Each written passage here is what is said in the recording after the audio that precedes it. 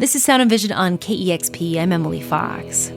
Guitarist Steve Turner had a front row seat to Seattle's grunge scene. He played in the band Green River, the band which included future members of Pearl Jam, and was the first to be described with the word grunge.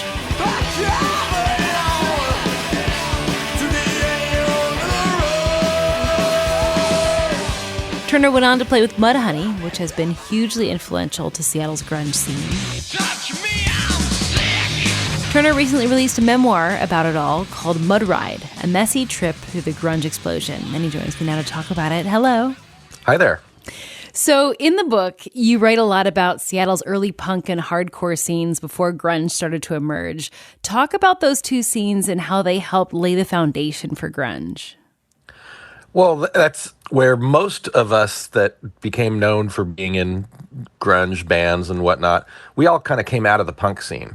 And we all kind of came out of that punk into hardcore scene. The Metropolis in 1983 and 84 can't be overemphasized, I don't think, for its importance in kind of shaping the scene. And that was an all-ages venue, right? It was all ages, and it was open for over a year, and that allowed small touring bands, hardcore bands, and punk bands to come through town. And I think that was a huge deal. And all of our bands that were just starting were opening for these slightly larger bands. I mean, some of them were small, but they were, kind of a big deal. Because in the book, you say like the Metropolis was the place where the first seeds of grunge were planted. And then you go on to say how the venue Guerrilla Gardens was the incubator for the grunge sound. How so? Well, Guerrilla Gardens was interesting as a next thing. The owner didn't have any idea what he was doing, but he just kind of, by happenstance, created this spot that he considered one room to be the heavy metal room and one room to be the punk room. And so there's metal shows going on at the same time as punk shows. And, there was already crossover happening, especially, I think, in Seattle. I think that's a big part of the grunge story is the melding of the metalheads and the punkers. But yeah, that place was great. Like there was often on weekend nights, there was two shows going on. And you could pay to get into both. You never thought that Seattle's music would reach beyond the local scene. And in your book, Mud Ride, you say, we didn't care that much about succeeding. Our indifference and lack of professionalism were somehow working in our favor. And then you went on to say that Mudhoney inadvertently self-sabotaged yourselves by leaving some of your best songs off of your records because they were either way too poppy or because they came so easily that they seemed like throwaways. What were some of those songs that you didn't include on records that you also feel like were good songs? I think the best example of that is a song from the Every Good Boy Deserves Fudge sessions at Egg Studios, Ounce Deception. It was really short, and it's like we made it up on the spot practically. And, I think we just thought it was whatever, it wasn't our best work. But a few years later, Dan Peters pointed out to us that, that song's probably the best song we did on that session.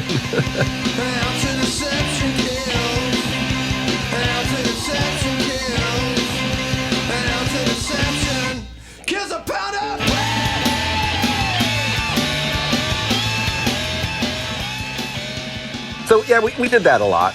I think sometimes if the song just came so easy, then it would be already earmarked as a B-side and not for the actual record. And I think Green River did that too. A lot of bands, I think, do.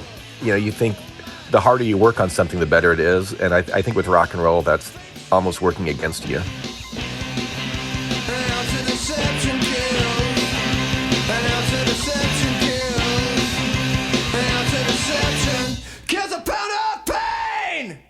So in the book, you talk about Nirvana's Chris Novoselic and Dave Grohl asking if you'd be Nirvana's second guitar player, but you turned them down and said the band is much better as a three-piece.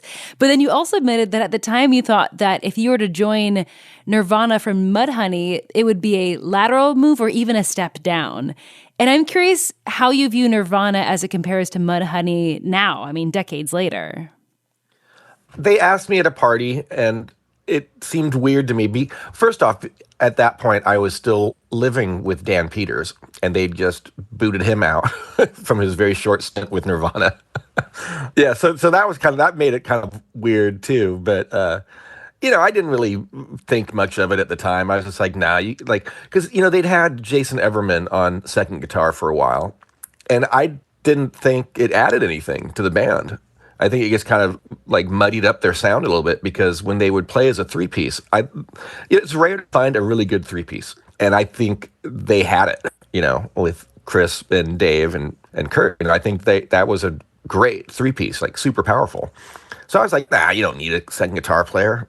But, I understood in the passing years why Kurt wanted someone else to, to be laying down the groundwork, I guess, and let him sing and do other guitar stuff. But I didn't take it that seriously.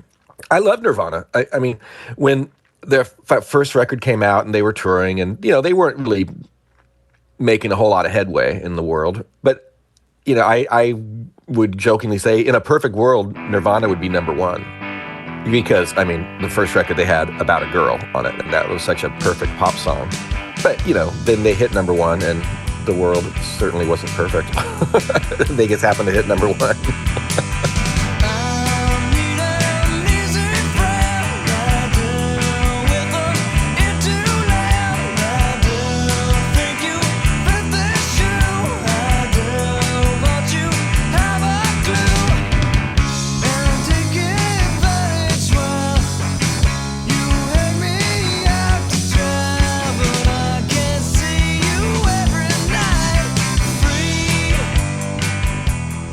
And I also feel like, we can't talk about grunge without mentioning, the drug use that was happening at the time. And in this book, you are open about, Mudhoney guitarist and singer Mark Arm's heroin use. Can you talk about how that drug use impacted just Mudhoney's songwriting and touring at times? Mark, it's weird for me to talk about it, but he started talking about it, so I feel like it's okay for me to mention it, at least as far as how it impacted me and the band. He was fine on tour for the most part. We'd get in the van and he'd kind of go cold turkey when he was at his worst, and so he'd just kind of be asleep in the back of the van for the most part for the first few days. But he did, he thrived on tour, and he did great. It was just when he was back home that, he would settle back into bad habits. And, he eventually realized it and realized that he had become a cliche, as he kind of says it, and kicked it. It didn't change our songwriting, I don't think. He was at his worst kind of when we did Piece of Cake, and that we all kind of don't love that whole record. I think we kind of failed to get a good record together when it kind of maybe mattered the most. So he would be late for the studio, like every day, always, just kind of waiting for Mark to show up. So there was a morale problem, I think, amongst us because of it. We are on the roof of the Space Needle. We are on the roof of the Space Needle. Mudhoney live on 90.3 KEXP. Fast forward a little bit. Mudhoney's 2013 performance on Top of the Space Needle that KEXP filmed as part of a Sub Pop anniversary is legendary. And what I didn't know was how dangerous and logistically challenging that performance was. Like you were talking about, like, there's nothing to save you if you walk too close to the edge. Like, you just boop, and like how your drummer was like worried about like dropping a drumstick because then it would fall off and then hit someone under the Space Needle. Like, what a poor tourist, Yep. And like you had this pulley system to get like your amps up. Like, walk us through that performance and like what it took for you to be there, but also just like how dangerous it was. It didn't seem that dangerous, honestly. We couldn't have full-sized amps because the hole in the roof that you had to climb the last two stories inside. You're basically climbing up a ladder to get to a hole in the roof that you crawl out of. So guys, full-size bass amp wouldn't fit.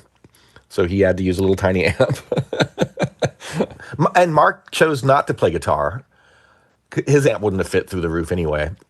Logistically, it was funny. One of the funniest things was like when we were all kind of heading up there, I had my son Milo with me, and he was young at the time, 2013, so he was 9 years old. And, I very quickly realized I did not want him up on the roof. Oh, I'd be so scared. Like, no, like, heck no. Like, he wouldn't be scared. I would be scared. I wouldn't be able to concentrate. I'd just be staring at him, making sure, because he was very rambunctious as a kid. So I was like, okay, he's not coming up there.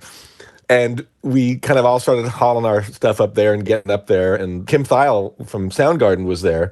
And he started going up the ladder in front of me.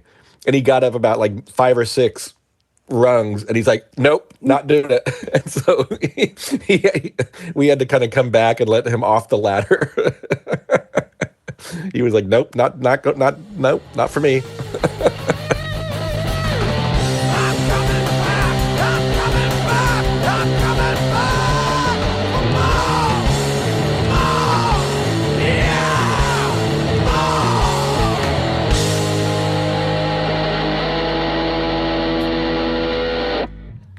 Awesome set. Mudhoney live from the roof of the Space Needle. That was amazing. Who knew the acoustics were so good up here? So in 2021, I love this story. Seattle Public Utilities asked the public to name a tunnel boring machine that was meant to prevent sewage overflow during the rainy season. Said, hey, public, name this tunnel boring machine. And the public named it Mudhoney. I'm also guessing kind of a tongue-in-cheek on honey buckets. Yeah. And apparently that inspired the band to write your latest album, which was released in April. I'm beside myself on the edge of your world. How would you describe this record compared to Mudhoney's earlier releases? Well, first off, that was at the height of the pandemic. We hadn't seen each other for over a year at that point. And, when that offer of the naming the boring machine came up, we were just like, oh, hell yeah. And we got on it. Like, Guy really took to it. And we did a lot of outreach and campaigning on our behalf to name it for us. And because one of the other main names was for Sir Mix-a-Lot, like Sir Diggs-a-Lot or something. Yeah. Yeah, and I'm going to guess Sir Mix-a-Lot does not want to be linked up to a sewage tunnel boring machine. Like, that's not like, but we did. We're like, it needs to be named. We need to get this. And so we were really excited about it. So we campaigned, we got, Pearl Jam and stuff on board with posting about it and all that kind of fun stuff. It was just something kind of fun to do while we couldn't really hang out and see each other. So to answer the part about the actual record, we went into the studio this time not nearly as prepared as usual. We had some riffs and some ideas, a few songs finished, but not very many because we hadn't seen each other for a year and a half. But we kind of were on a time crunch to get the record out so we could start touring again once we were allowed to do that. So Dan has been playing a lot of guitar in the last few years, and he's actually started writing whole songs, and he brought some demos, like fully conceived ideas for songs to us this time around, and that was a great different thing to bring into the mix. So Little Dogs we can blame Dan for that song, not the lyrics, that's all Mark. But I love that song, but it's so not what we normally do. But Dan is fairly unique guitar player, I think. He does some great stuff now, so that's kind of fun that we have him bringing ideas in now. I like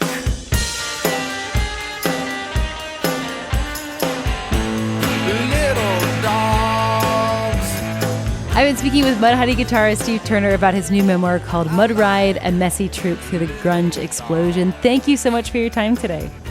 Thank you. I've had a good time. I went out for a walk. Guess who came along? That's right, it was a little dog. I like little dogs. That was Sound and Vision. Please take a moment to subscribe, rate, and review this podcast, and consider giving a one-time $20 donation to help support this show at kexp.org/sound. Thanks for listening.